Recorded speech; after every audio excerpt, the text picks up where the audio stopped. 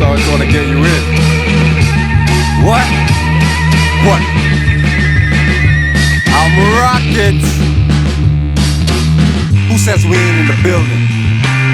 Who says we ain't into building? We the Moorish master masons, architects for your children, reppin' Friday 13th like Jason without the killing. But we promote life, oh it's all about the feeling. And we invoke light, yo, we them light beings. Though you might see him on the block getting his portion, might be talking to cops, giving them caution. Occasionally wearing his fez when he's walking. See the turning heads, whispering, gawking. But he's locked in, and he's zoned out while we boxed in our own house. We study the mystics, the adepts, the magi. Wisdom of the ancients can uncalcify us. Possible mission, free mental numbness. Extract the substance, rid minds of dumbness. Use the source, don't care what some purport. As we know by being told man knows not. Many before the floor, souls got bought. Placed in the devil's hands, ruling the seven lands. To dogma rituals, negro spirituals. Brainwash subliminal, keeps thinking to a minimal.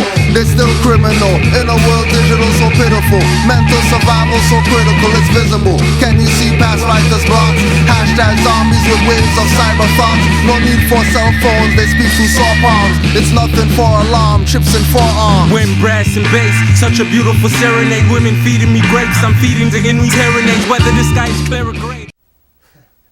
In only a few moments, when you enter my home, you'll realize that I collect hats. I don't know why, but I do. I have a fetish for hats, watches. Accoutrement is my thing. I'm wearing, of course, a fez, worn by parts of almost every culture, the fez. Fez is an interesting hat, a wonderful hat, because it's a communication hat. See this shit? This shit is crazy, man. Listen, this shit here is crazy. Is the bucket hat Hawaiian print? No. It's not that. Not the LL Cool J bucket hat. I'm talking about niggas who literally got a bucket on their head with a tail on top. Oh, I thought you meant an actual hat. Moors hat. That's what. Oh, hey! Now it's serious, Dezo. Moors hat. That's what. Oh, hey! Now it's serious, Dezo. Moors hat. That's what. Oh, hey! Now it's serious, Dezo. Moors hat. That's what. Oh, hey! Now it's serious, Dezo. Wow. Yep. That's your history, goddammit. And the symbol is a dude with a turban. It's the Moor. You can look that up right now. In right Southern now. California, city just south of Pasadena, California. Yes. Alhambra. Yeah. Okay. and their mascot is the Moors. It's the Moors. So explain all the Armenians and Asians over there. But see, again, it's obfuscation. I will obfuscate your history by giving you murky definitions in your first returns. Moors hat. That's what. Oh, hey! Now it's serious, Dezo. What I mean by first returns, the first shit that pop up when you look up Moors is mooring on a ship. Mooring on a ship.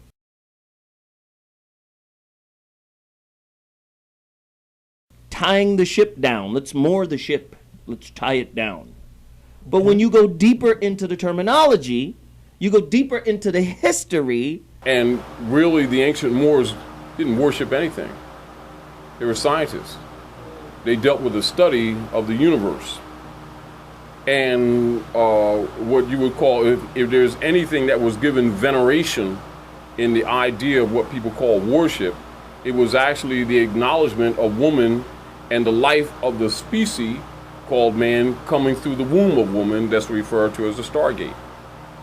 And honor and veneration was logically given to mother. And this is where you get your principle of your matriarchy or your matrilineal system of government, that which is in harmony with nature. Conjoined with the forces of nature that are in the universe or in the cosmos, and logically that is what you call fathering that which is. All right, the paternity or the process of maturation coming from the womb of woman into physical life and then traveling through the planet, i.e. with things that we do, we learn as we evolve, etc. Which of course is why nations are called mother, land is called mother, the flag, which is the national standard, which is called mother, etc. But not getting too far off the first level of what we want to present is when you're talking in that area, logically you started getting, when you start talking vexillology, which is, flags and national standards, you're starting to imply self-authority or government, etc. And logically, a conquered people are subject to those things being removed. Therefore, those who conquer do not want those subject matters on the table, because that's counter to colonial powers. So it is not in the interest of those who are conquering for those who have been conquered to deal with the subject matters or those things that are interest that deals with their hereditaments, corporal or incorporeal. That means inherited lands, inherited estates, inherited property, wealth, etc., etc., right to self-authority, governing structure, etc., control of resources, etc. So when you look at the Moorish Divine and National Movement, it deals with these matters of restoring those things to a people who have lost their grand estate. And logically, you don't take a people who don't know the principles of government and just give them an estate. They'd lose it. They'd give it back because they don't know the rules of the game. Therefore, they must learn certain fundamental truths in civilization that are key and necessary to make them better citizens. It was a divine plan. America didn't happen by chance. All this was part of the divine plan that this would come about. The Moors then had a plan for a new world order. A one world, new world order. That was a Moorish plan originally. The Europeans inherited that plan through the Masonic Lodge, which was the vehicle by which we civilized and taught the Europeans. And so now when we hear them saying it, we ready to throw out the baby with the bathwater, thinking it's from them. No, we originally laid out that plan for one divine world order. And they merely inherited it. And when we fell off, they still espoused it, even though many of them are not carrying out right and exact, because you got to understand that the European Masons who run this government, who run the international scene, that they're under certain oaths and obligations. There's certain things that they can't do. There's certain things that they can't speak on. They're functioning more or less in a custodial capacity or fiduciary capacity. They will make custodians. When we were falling from power, we said, all right, you see this throne? We're going to make you custodians of this throne. You're going to become the keepers of the light, not the bearers of the light. We were the bearers of the light. We was one who was able to actually go out there and re-educate the whole human family of planet Earth. We made them keepers, which means that it's but so much they could speak on. You look at the degree structure. Water freezes at what? 32 degrees, right? Well, the highest they go is 32 degrees, which means what? Their wisdom, their water, their wisdom is locked up. It's froze shut. They can't get out here teaching like we can. It's froze shut. And maybe once in a while, one of them may be honored with the honorary 33rd degree, and then they throw it out a little more. Maybe they can say a few things, but not too much. You see what I'm saying? And so we put those Europeans in power when we fell from power, because at that time, the Catholic Church, through the Franciscan and Dominican orders, was destroying everything that the Moors had built up. All the civilization, all the high science that we had developed and cultivated and built up, they was destroying on a global level. And so we put the Europeans and Masons in power. We refer to them as the mystic Turks, or chief protectors of the sacred shrine. The shrine of what? The shrine of Moorish science, of Moorish civilization that we had cultivated for so long. We put them there in charge of it. And so they're custodians. And it sometimes happens that custodians forget their place and they start to think that they're the ones. But we got to remind them, y'all not the ones. Y'all the custodians. Y'all was to hold it and preserve it until we wake back up and then get this thing back on its original divine plan. So we are to convey to America that we're not about overthrowing this. No. As a matter of fact, we're about getting this thing back functioning on its original divine purpose. Because if we don't, it's going to be destroyed. As you see what's happening right now on a global level. America's going down a path now of self-destruction. And if we don't wake up and first save ourselves, and then in turn save America, it's going to be all over with. Serious to so. Hey, somebody with a fez? Is that what it's called? It's called a fez. A Pez dispenser had to have it as fez. That's a Pez to me, nigga. Oh, shit. So because somebody got on a Pez, wait, if somebody got had to have it as fez. That's a Pez to me, nigga. Oh, shit. So because somebody got on a Pez, wait, if somebody got had to have it as fez. That's a Pez to me, nigga. Oh, shit. So because somebody got on a Pez, wait, if somebody got had to have it as fez. That's a Pez to me, nigga. Oh, shit. So because somebody got on a Pez, wait, if somebody got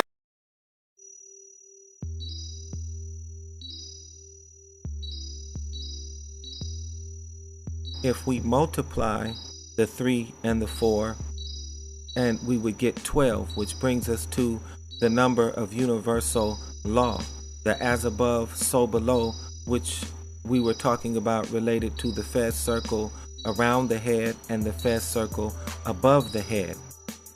Now 12 is the number of universal law, 12 constellations, 12 months in the year, 12 to a ruler, and this is common in the symbolisms of the number 12.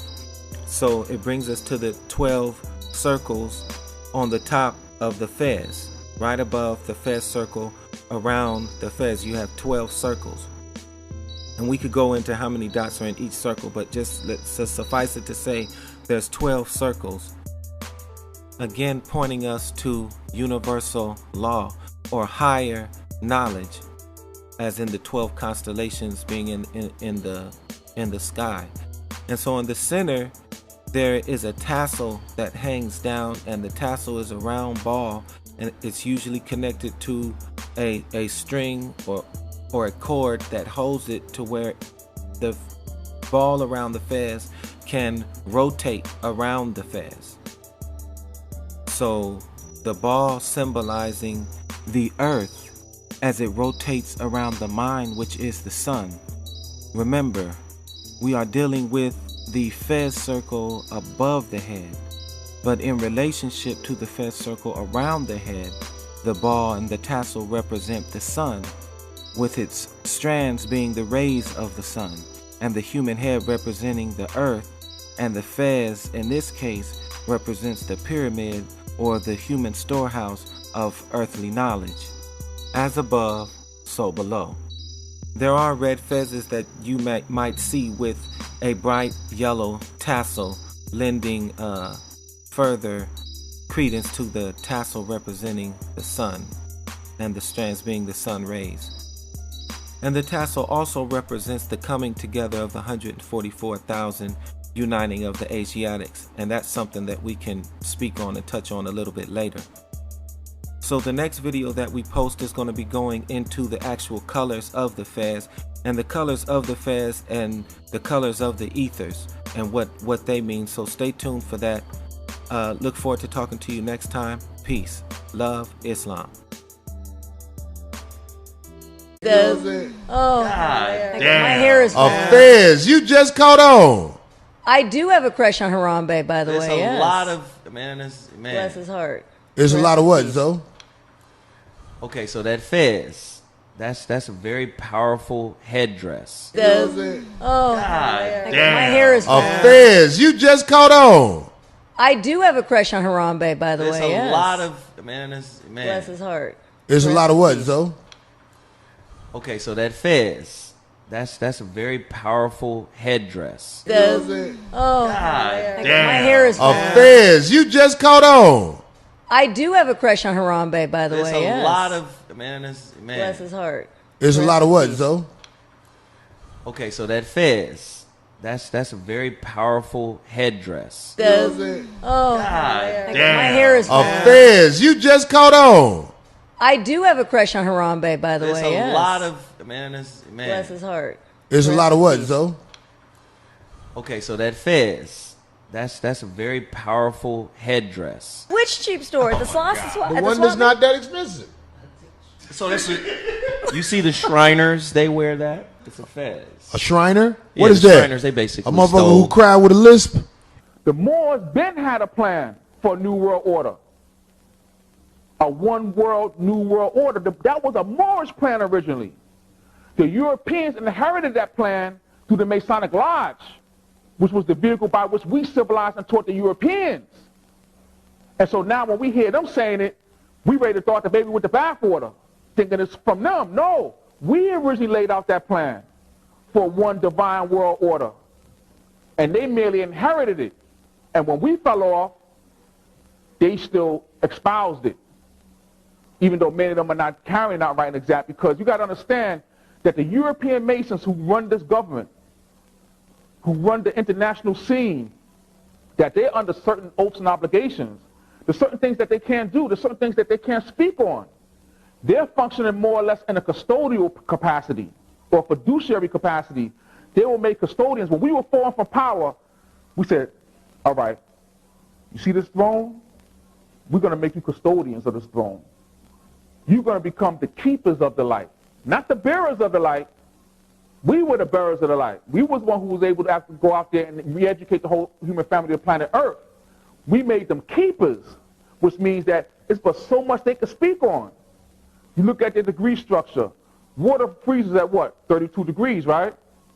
Well, the highest they go is 32 degrees, which means what? Their wisdom, their water, their wisdom is locked up. It's froze shut. They can't get out here teaching like we can. It's froze shut. And maybe once in a while, one of them may be honored with the honorary 33rd degree, and then they throw it out a little more. Maybe they can say a few things, but not too much. You see what I'm saying? And so we put those Europeans in power when we fell from power, because at that time, the Catholic Church, through the Franciscan and Dominican orders, was destroying everything that the Moors had built up. All the civilization, all the high science that we had developed and cultivated and built up, they was destroying on a global level. And so we put the Europeans and Masons in power. We refer to them as the mystic Turks, or chief protectors of the sacred shrine. The shrine of what? The shrine of Moorish science, of Moorish civilization that we had cultivated for so long. We put them there in charge of it. And so they're custodians. And then sometimes happens that custodians forget their place and they start to think that they're the ones. But we got to remind them, y'all not the ones. Y'all the custodians. Y'all was to hold it and preserve it until we wake back up and then get this thing back on its original divine plan. So we are to convey to America that we're not about overthrowing this. No. As a matter of fact, we're about getting this thing back function on its original divine purpose. Because if we don't, it's going to be destroyed. As you see what's happening right now on a global level. America's going down a path now of self-destruction. And if we don't wake up and first save ourselves, and then in turn save America, it's going to be all over with. So you wear a version of the fez when you graduate from high school and college. Do you? Okay. Yes. That's amazing. Because you know you have your little tassel, you pull it over when you graduate to the left. Yes. Right? As you can see, I have my graduation garbs on. I don't know, I'm just trying it on. Just got it. Fix my computer. Yeah. So, as you know, this is variation or the corruption of the fez. They have you do a little ceremony when you graduate or you confer or gain a degree. As you can see, they have a square on top. It prohibits and inhibits the 360-degree swinging of the tassel. These are supposed to represent degrees. That's why you take it from, or I'm going to take it from the left side to the right side when I graduate or confer my degree. Right side represents righteous, truth. That's the side we are on. The Muslims or the Moorish Americans. That's why we shake with our right hand. That's why the Masons put their hands over their heart with their left hand. We do it with our right hand. So with Muslims, keep it on your right side, left side, so it can swing to the right side, or you keep it on the left side so you can bring it back to the right side. But as you can see, it's corruption and variation.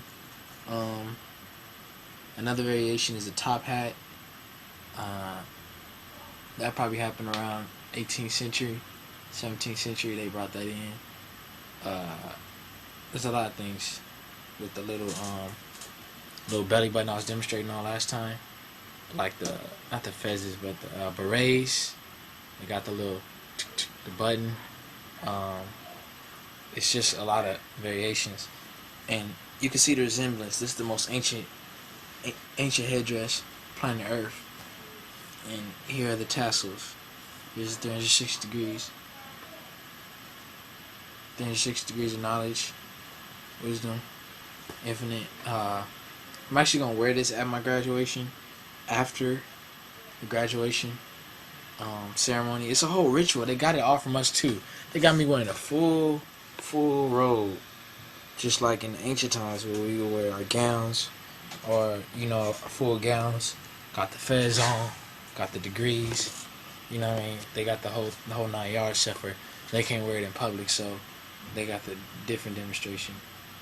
They got the shorter tassel, tied down, can't spin, and not the whole science. So which one do you want? The most ancient headdress on the planet? The real fez that your ancestors created and wore, given to us by the Moabites? Or you want the variation? I gotta wear the variation during the ceremony, but it's time for taking pictures. Taking this off, putting the real one on. All the masons in the crowd, all those European students at my school, all their parents, those orders, all those Jewish administrators in their orders. We don't know what's up. Anyway, I'll just show them the variation of the fez, our gown, our degrees. That's about it for today. Islamism.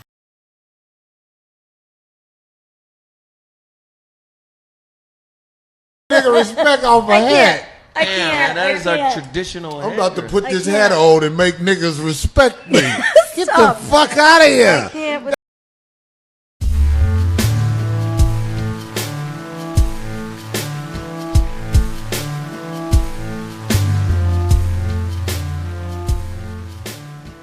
If you watched the last video, Secrets of the Fez, then this video might also be of interest to you. We're going to break down the Fez a little further. We're going to go into it a little more in depth, a little more informally, just talking to you. So we started out talking about how the Fez itself is related to the pyramid and what the pyramid symbolizes, and the correlation between the two. Now we understand that the pyramid, the main pyramid, Pyramid of Giza, sits directly in the center of the earth. We know that it is miraculous how it was erected and that modern technology cannot duplicate it today. We also understand the science of the pyramid, being that it has a base of 4, yet it has 3 sides, bringing its total number to 7.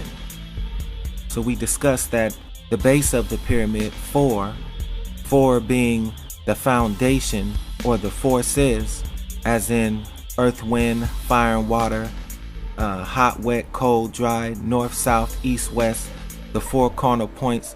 This alludes to earthly knowledge or the physical plane, the foundation.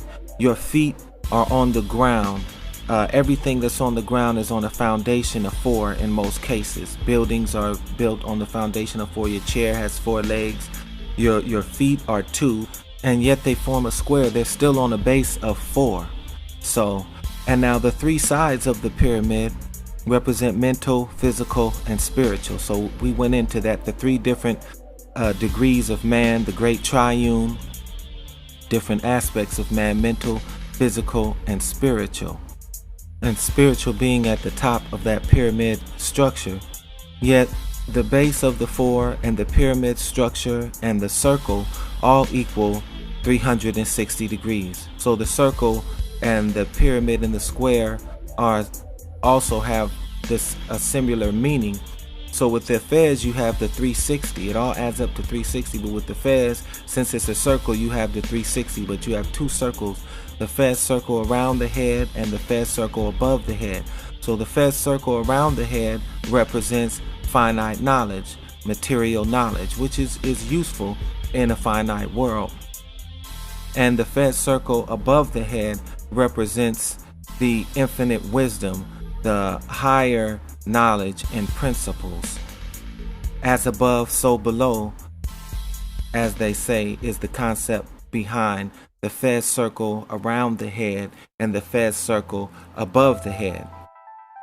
Also at the top of the Fez, you have 12 circles. And these 12 circles represent universal law. But we'll go into that a little bit further. Right now we want to stay on the 7. So when we look at the pyramid, a base of 3, the base of 4 and the sides being 3, then we have the number 7. So if you look at the number 7, if you offset a pyramid, it also makes the number 7. But we also see that spiritually, the significance, the number 7 related to the pyramid. So if we take, say for example, Arabic numerals, the Arabic numeral, which is where the 7 comes from, in the European numerals, the numerals that Europeans are using for mathematics are known as Arabic numerals. So if we look at the Arabic 7, it is a pyramid, but it is totally inverted, so that the point is touching the ground and the base is at the top. So it lets you know that this is man actually at the beginning. Man didn't begin on the base. He wasn't on a basely realm, earthly realm. He began at a higher spiritual realm. He was a spiritual being first. And I know it looks odd, but it's a metaphysical symbol, so it's not going to make sense to you physically. But that's just something to note right there. If we look at the compass and the square, we can see that it's 2 pyramids. All right. Basically one pointing down, one pointing up. And in the center of it, we see the G. G being the 7th letter, which is always associated with God in the Greco-Roman tradition.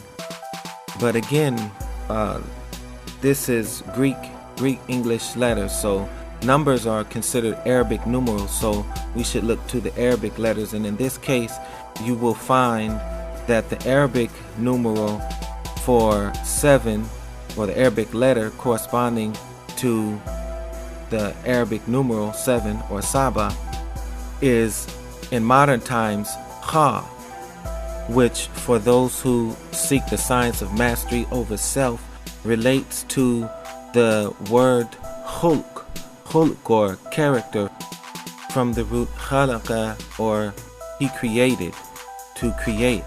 And so for those seeking mastery over self, we create good character or hulk.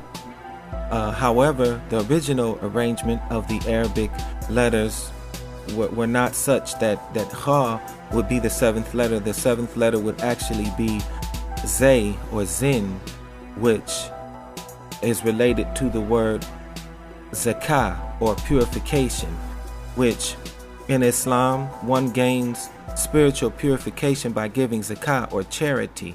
It removes sin, so purity or purification is associated in this particular case. So both purification and hulk, bringing about a divine character of a person, is what we would get from that. That's crazy. Well, there it is. There it is. That's a genie hat. No, no, it's not a genie hat. That's crazy. Well, there it is. There it is. That's a genie hat. No, no, it's not a genie hat. That's crazy. Well, there it is. There it is. That's a genie hat. No, no, it's not a genie hat. That's crazy. Well, there it is. That's There not it is. That's a genie hat. No, no, it's not a genie hat. That is. So let's build on the fez right quick. Now, the reason why I wrote it in a speech form is because I had so much information and I needed to condense it.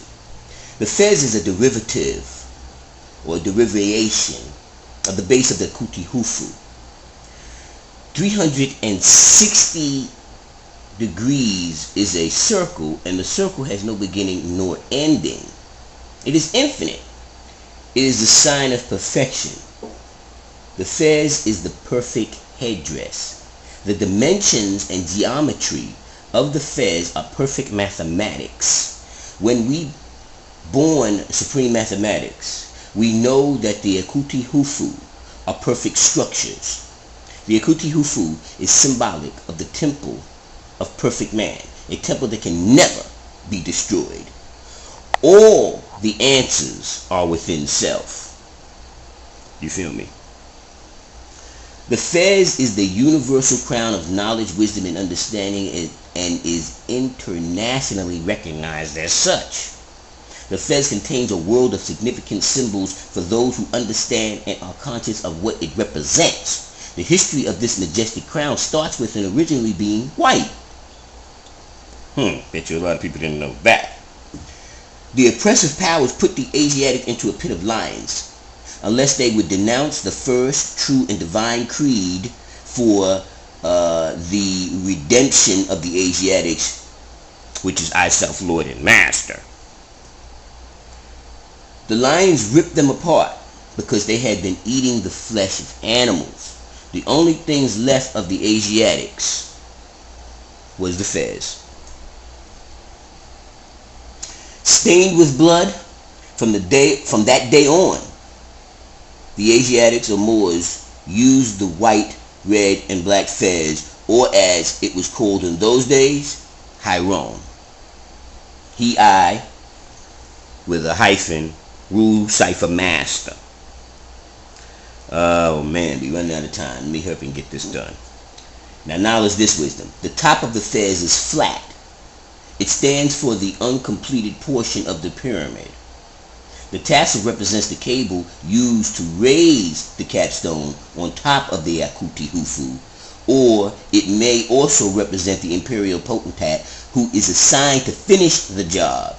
The shade of the tassel signifies the unseen reason why the job was left unfinished. Also triple darkness, universe, space and change is ever to be found. Under and back of the universal time, space and change is ever to be found. The substantial reality, the fundamental truth.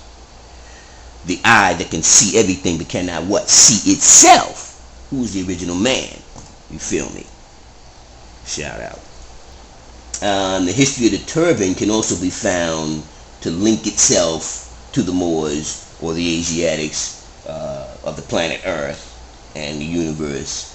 You can also look under Joshua chapter 2 and Judges chapter 13 and 17 to get an understanding of turban and its significance in the Bible.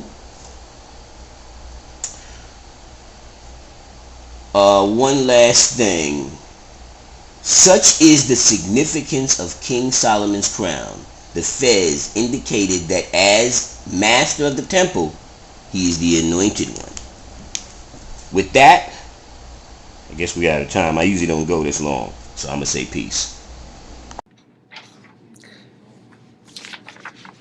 Okay. So, the last one, to me, is the most interesting. But first, I'm going to show you, that's kind of like the area that you see. You see statue there, and it goes further back. All back there, you see statues. Now this is General von Zieten, and this is supposedly this. What I understand is this. All these people were in his cavalier, so he was the head of the cavalry. So he was the general of the cavalry. And check him out. What do you see? fez, feather. Here's get a close-up of his face. So he has a fez and a feather, right? Posing. This side shot, you can see the tassels right here. Okay. And he has the cape and the Shivatar sword. Now, I actually Googled him and I Googled him and I got a little bit of information on Wikipedia from him. I know Wikipedia is not the best sources, but you know, here's another close-up of him. And this was before Germany was formed, obviously, so this was in he's from 1699 to 1786 and was a cavalry general in the Peruvian army. And he served in numerous wars and battles and during the reign of Frederick the Great. So I found it really interesting, and these are pictures I took with my own camera. And I find it really interesting on Moore Street. You have a Moor with the fez, with the feather, with the tassels, with the cape, and with the Shivatar. So it doesn't get any more clear than that. Gotta see it. Somebody send it to me. Oh, it's gonna be all over the internet now. I ain't got to say. I'd never say niggas' names. Just like Sammy Jackson said, 45. Thank you. You don't want to give them any props because they'll eat off of. You gotta watch this shit. Some nigga is trying to motherfucking watch my show, play little clips off my show, and depict it. No, he said, "As Zoe know what's up with this motherfucking Aladdin hat, nigga."